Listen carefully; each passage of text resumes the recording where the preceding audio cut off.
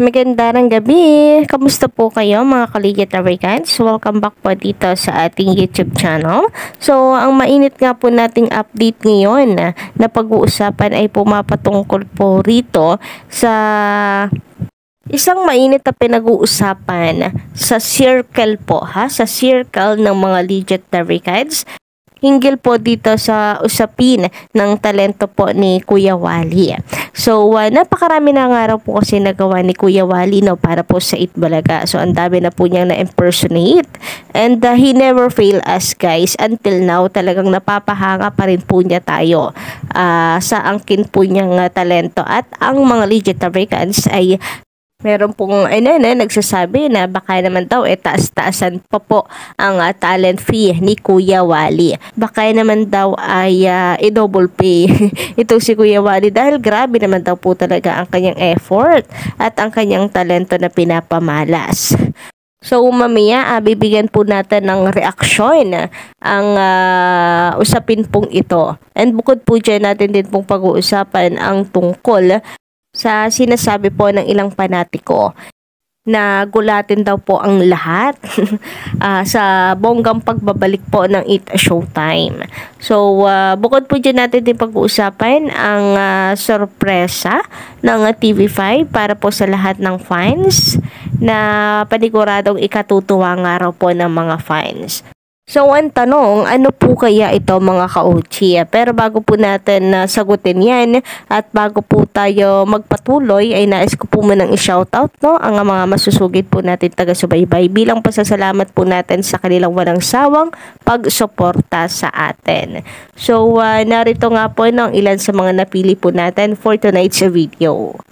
Shoutout and magandang gabi nga po dito kay Miss Amelie Josefat. Ayan. Sir Jean De Hocus, shout out. Cool Eye, shout out. Sir Benny Cabello, magandang gabi. And Sir Joey Boy Stevens. Ayan, kompleto ang atin pong mga scholars sa Fall Class University. Kamusta po kayo guys? Maraming salamat po sa walang sawang pagtutok at pag-aantabay sa ating mga daily updates. Pati po kina Miss Rosemary, Obispo? Ay, Romy Obispo, shout out. Sir Norberto Ragi na shout out. And Miss Rosemary, ayan. Sir Benny Gabilio and Miss Mendoza Joby na atin pong datihan na pong subscriber. Thank you so much at kayo ay nananatiling nandito po ngayon. And sa lahat ng mga nakikinig ngayon dito sa ating YouTube channel, shout out din po sa inyo ng napakalupet at napakasarap. At kung kayo ay bago lang dito sa ating YouTube channel, maaari po ninyong pindutin ang subscribe button and notification bell para maging updated kayo sa mga bagong videos po natin hinggil sa TVJ and the legit Americans. Syempre, damay na po dyan ang tatlong noontime shows, mga latest update sa mga noontime shows na naglalaban-laban po ngayon at lalong higit ang titulo ng Itbulaga na ipinaglalaban po ng TVJ. And eto nga, simulan po natin ang balitaan.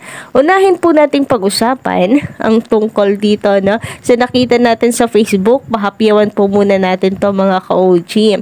Nakakatuwa lang po kasi na marami tayong mga ka-OG or ka-legit Americans na nag-e-effort po para sa sa EAT. So narito po nakikiuso guys with Papa Ethan. Ayan, mas pina-upgrade guys. Grabe, ang gwapo naman po nito si Papa Ethan from Hollywood. So, ayan mga ka-OG, upgraded, mas pinapogi. So, nakakatuwa lang guys, na meron pong nag-e-effort po talaga para makita, ang new version. Maaari gamit po ang new trend, gayon dahil usong-uso nga po yung AI trend na yan.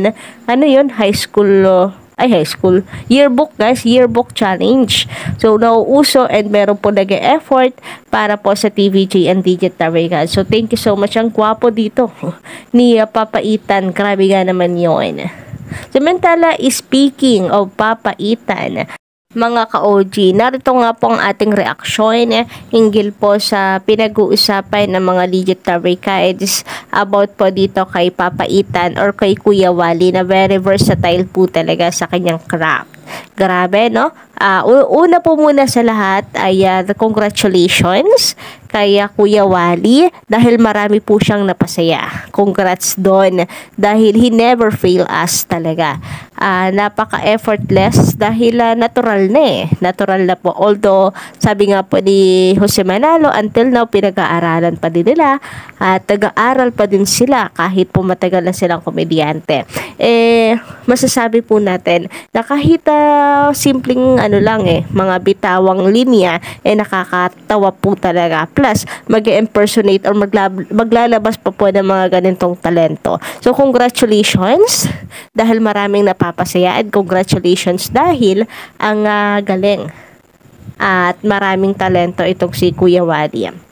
And pag-usapan na nga po natin yung sinasabi ng Legit Tabrigans na sahod, sana naman ito pa i-double pay si Kuya Wally o kaya ay taasan ng talent fee. Ito naman pong bagay na ito ay hindi po natin kailangang ipaalala sa TVJ. Yan pong aking reaksyon hinggil dito. Nakikita po yan. Hindi naman po maramot ang TVJ at ang TV5 naman po si MVP ay nangako na partner ang turing po niya. Dahil sino nga ba namang gumagawa ng content? Di po ba ang TVJ and Legit Tabrigans? So ano nga ba namang malay daw nila doon? Napakaseryoso naman daw masyado sa buhay. So doon pala makikita mo na pamilya. Maganda po ang turing sa isa't isa. So hindi po natin kailangan na ipalala po ito, lalo na TVJ po yan. So naniniwala ako na nakikita po nila yan.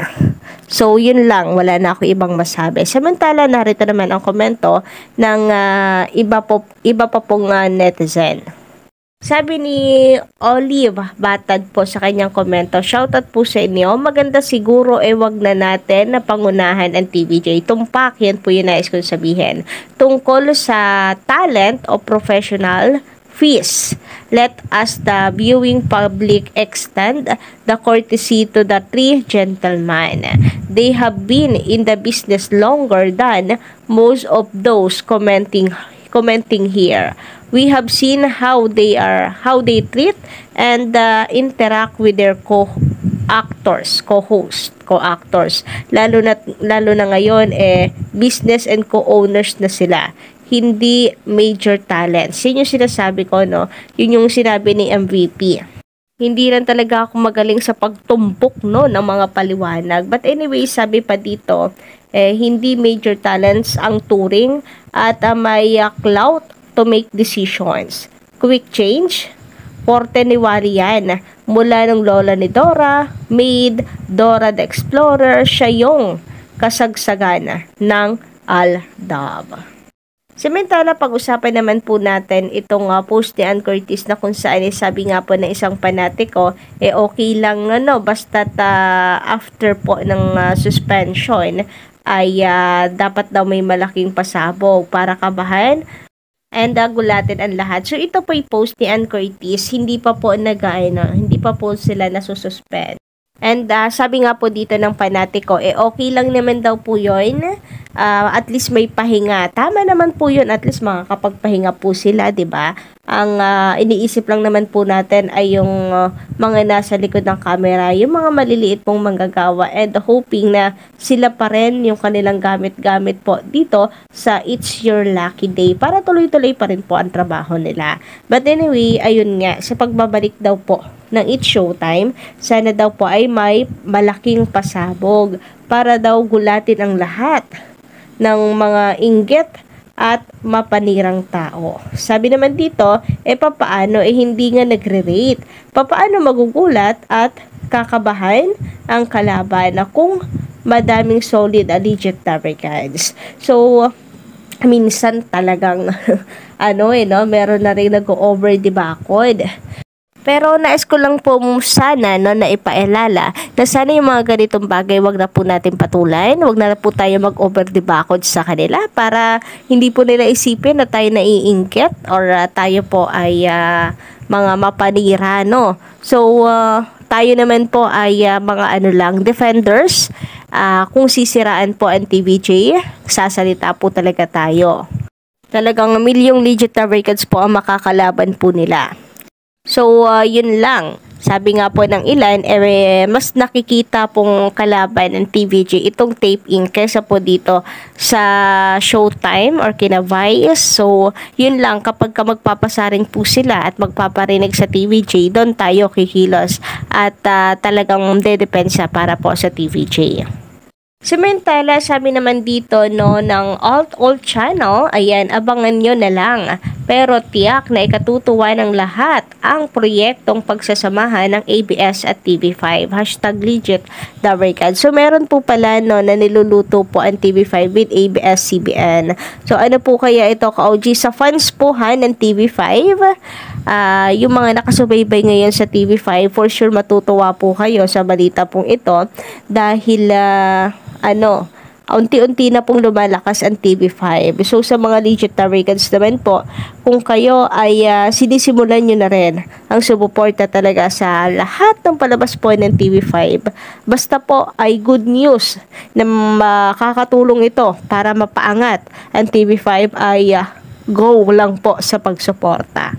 Samantala, sabi naman dito ni Ria Santos, bakit na Joey De Leon dapat gamitin yun na ang pangalan ng Itbulaga Dabricans para hindi magamit ng fake bulakta. Well, about po dyan, ay mahirap po diktahan Alam po nila yan kung kailan ang tamang oras, kung kailan po nila gagamitin ang titulong Itbulaga. So, intay na lamang po tayo. And, malay nyo naman soon, di ba? So, yun lang. Trust the TVJ, trust the perfect timing. So, kanina nakita nga po natin meron pong suot-suot na t-shirt, no? Ang ganda. Sarap pagmasdan lalo na siguro kung malaya na nila itong maisisigaw sa EAT or sa TV5 noontime show. Pero sa ngayon, antay lang po talaga at tiyaga po muna ang ating masasabi po sa inyo. So, yun lang po muna for tonight's video. Don't forget to click the subscribe button and notification bell for more updates. And sa mga meron pong nais na i-share na komento, pa-comment lamang po dyan sa baba.